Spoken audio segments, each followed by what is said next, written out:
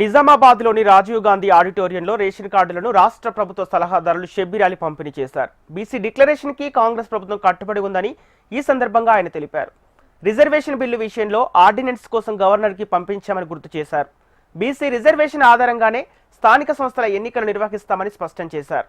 10 ఏళ్ల బీఆర్ఎస్ హయాంలో ఒక్క రేషన్ కార్డు సైతం ఇవ్వలేదని, కాంగ్రెస్ పార్టీ అధికారంలోకి రాగానే రేషన్ కార్డు ప్రక్రియ ప్రారంభించామన్నారు షబ్బీర్ అలీ.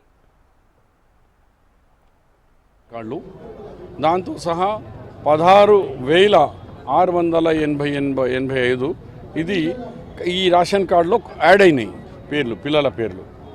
సో ఇట్లా మొత్తం ఇవి 3,104 కొత్తవి టోటల్ న్యూ, కొన్ని అడిషన్ అయిన కార్డులు 16. ఇంట్లో ఇవాళ కార్డు డిస్ట్రిబ్యూషన్ చేయడం జరిగింది. మరి ఇల్లు విషయంలో కూడా దాదాపు 1,300 ఇళ్ళు బేస్మెంట్ వరకు అవుతుంది.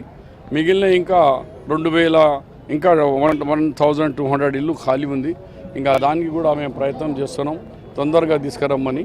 అవి కూడా తొందరగా శాంక్షన్ చేసి వాళ్ళని కూడా ఇందిరమ్మ ఇల్లు కట్టించే ప్రయత్నంలో ఉన్నాం.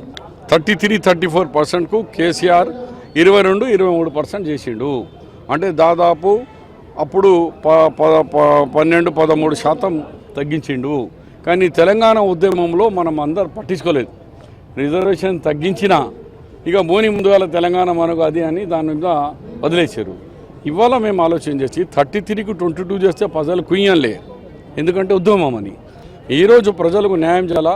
ఈ కులగొన్న సర్వే వచ్చిన తర్వాత ఎవరు పాపులేషన్ ఎంత అనే ఉద్దేశంతో 42%, అంటే 22 నుంచి 42 అంటే 20% పెంచినాం. దానికి టెక్నికల్గా కష్టాలు ఉన్నాయి. ఇప్పుడు గవర్నర్ దగ్గర ఆర్డినెన్స్ పంపించినాం, ఆయన ఇంకా సంతకం పెట్టలేదు, పెడతారేమో. మరి 42% మీదనే చేయాలని మా సంకల్పం, మా ఒక ఉద్దేశం. దాని తర్వాత ఫర్దర్గా మేము చూసినాం సడక్ సే సంస్థాకాన్ని రోడ్ నుంచి పార్లమెంట్ వరకు ఫైట్ చేస్తాం. ఈ 42%, 80% సాధించుకుంటాం. కొత్త రేషన్ కార్డు